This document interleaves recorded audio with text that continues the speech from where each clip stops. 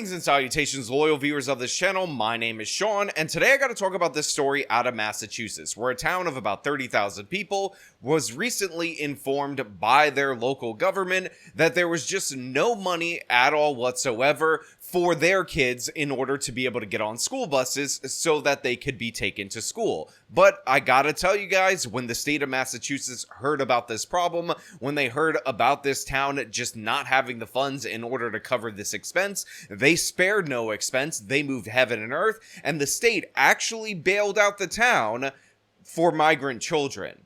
Yeah, that's right. Migrant children are getting the slots of American children that they had for years and years and years, and this is something that the residents of Stoughton had been told by the state that they just need to accept. Your kids gotta walk in the snow because we got all these new arrivals, all these people who have committed asylum fraud, and they desperately need those buses oh so much more than you do, so you're just going to have to suck it up. Now, we're going to get into this, we're going to break this down, but before we do, I want to thank everybody who supports this channel via actualjusticewarrior.com/join. Give me the money.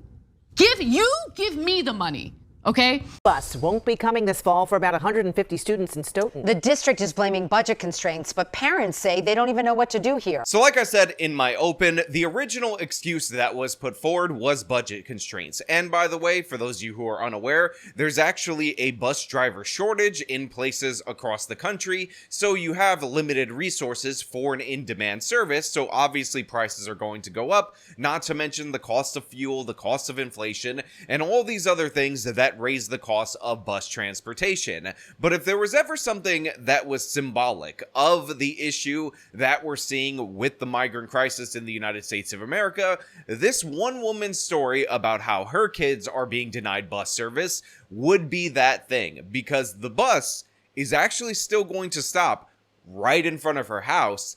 They're just not going to pick up their kids because they got migrants to worry about. That a bus will arrive on her block, but her kids won't be able to ride it, Peter?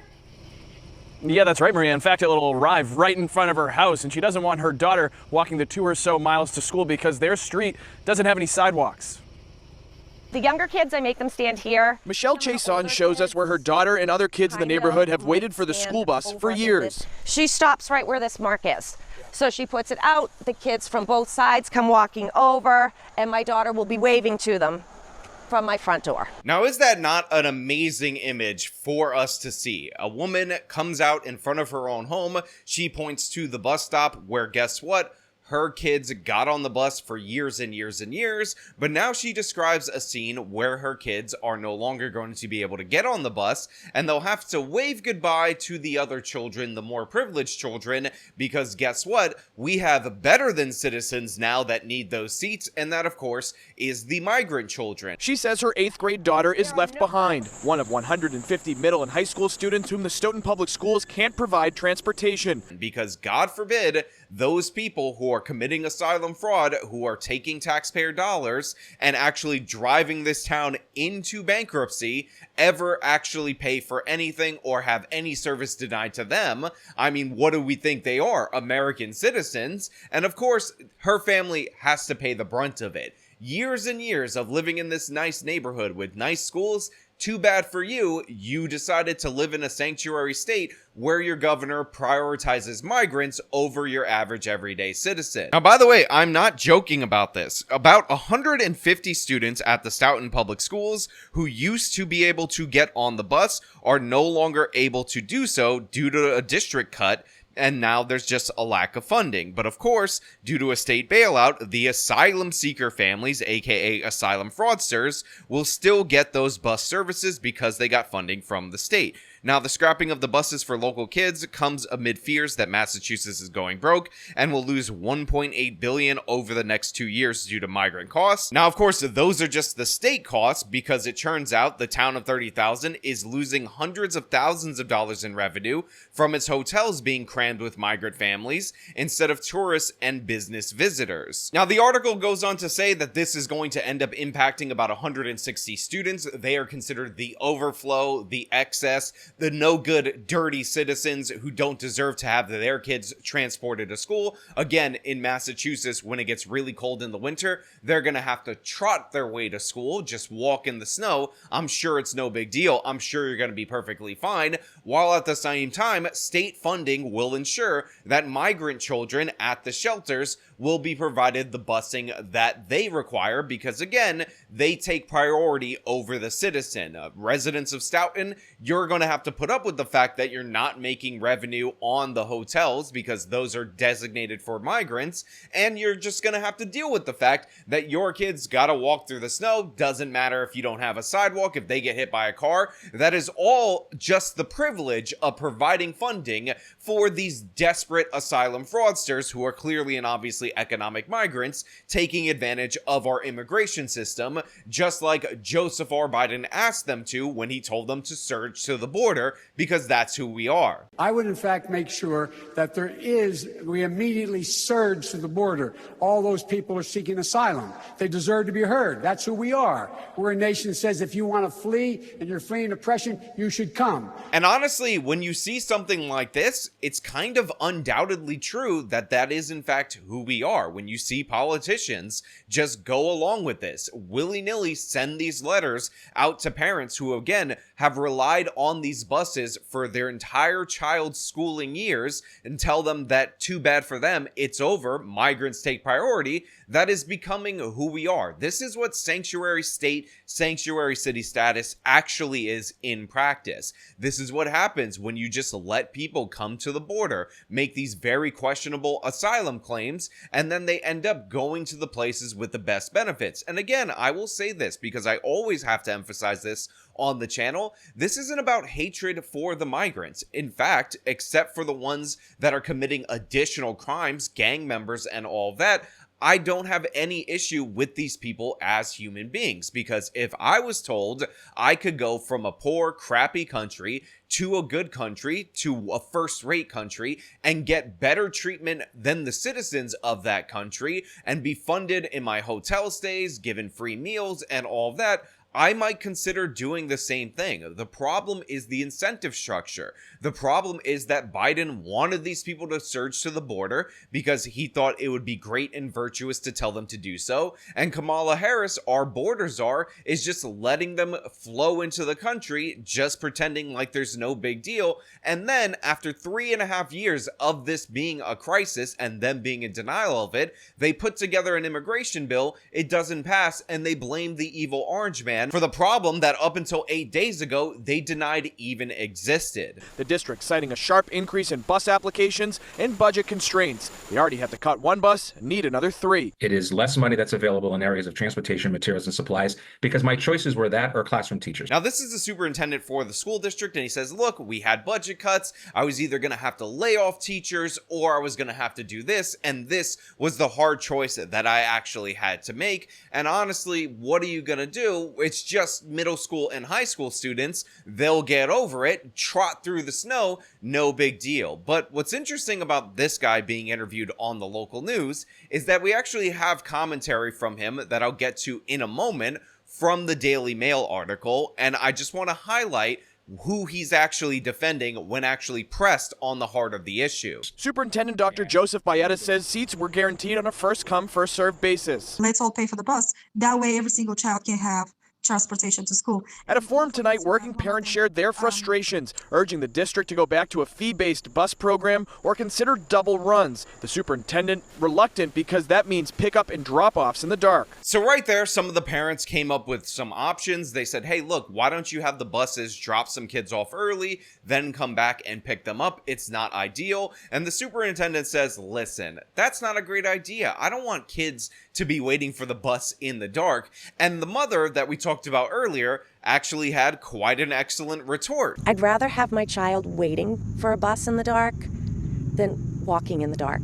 I mean, honestly, what are we even talking about here? What are we even discussing? Somehow it is okay for the superintendent for kids to be walking to school in and around 6 in the morning in the dark in Massachusetts on streets with no sidewalks, possibly getting hit by a car, but it's too dangerous for those same kids to be in front of their house waiting for a bus on a second trip. obviously the issue that this person has is that he doesn't want a bunch of kids showing up early to the school and being dropped off and lingering around in the school, because again, we got to protect the educational achievements of migrants, and asking them to get up too early for the bus might actually inconvenience them. They are, after all, the god tier above the citizen level human beings, and we should never do anything to disrespect them and not give them first-class treatment all the way. The district is providing transportation to around 100 migrant children from this hotel in Stoughton, but says the state is paying for those buses, although it's still causing a burden. Their closest elementary school is 2 miles away, and so on and so forth. And we don't move all these kids to just one school. I can't handle that. I have to place them at all 5 elementary schools. I understand their plight. I feel sorry for them,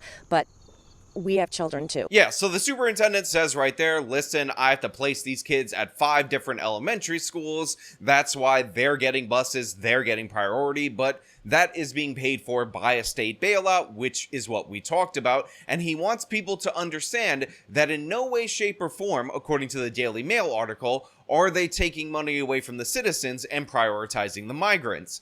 However, that's not true. So unlike American 7th through 12th grade students, it's actually required by the law for migrants in Massachusetts to get this transportation. Now, of course, he claims it's inaccurate to suggest that these children receiving busing is the reason why your kids did not. But again, simple math says 100 migrants at a hotel and 150 overflow at a bus. That's a close enough to the approximate that we can understand that at least 2/3 of them are the reason why you're not getting transportation. And then he says, if we were not receiving funding from the state for the students living in hotels and shelters, we would not be able to have these 2 additional buses. Again, the 2 additional buses for the illegal migrant children. Now, of course, obviously, even if the funding comes from a special program from the state and not from the local government, the fact of the matter is the state is bailing out the local government for migrant children, but not for the children that are residents of this area, not for the children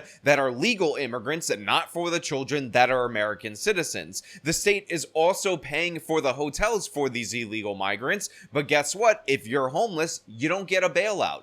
You're out of luck. And by the way, most of our homeless are veterans, or a high number of them are veterans. So if you serve our country, you have injuries both seen and unseen, you can't work and function in regular society, you end up on the streets, good luck finding a tent for yourself. But if you're an illegal migrant, you get a hotel and first-class bus service to all 5 elementary schools, because gosh, we can't just stack the migrants up in one school. That would be too uncomfortable for them. We got to spread them out across the town. Yeah, this is obviously absurd. This is obviously crazy. And in fact, there was so much pressure that was put on Stoughton and on the Massachusetts governor by people being outraged by this, that it appears as of now they have some kind of a solution to address the shortage. In fact, political pressure from the citizens actually forced the resignation of 2 individuals in the central administration office, and that provided the funding for these kids that actually wanted to get on the bus. So this is what happens when you actually fight back against your state, fight back against the prioritizing of illegal migrants. It actually results in a victory. And I just want to point out that our superintendent right here, who is an administrator, could have easily closed the gap by recommending the elimination of these pointless administration positions, but he didn't want to do that, because just as the state of Massachusetts prioritizes the illegal migrant kids first, he prioritizes the machine first, because the purpose of machine politics is to get as many people on the taxpayer dole, get them in the job, so that way they vote in order to keep themselves in power. And unfortunately, this is what our public school system actually is all about, and this is true across the country. But I just want to point out that before this pressure, before this outrage, before the media attention, before people covered this, they were willing to deny 10% of the students who wanted bus service that service in favor of illegal migrants, and the state was willing to go along with it via bailouts just for the migrants. It's absolutely shameful and disgusting, but you know what? I want to know what you guys think down in the comments below. As usual, if you like this video, then show them by leaving a like, subscribe for more content, follow me on the social medias, support me via the support links in the description of this video. This has been me talking about Massachusetts' priorities. Till next time.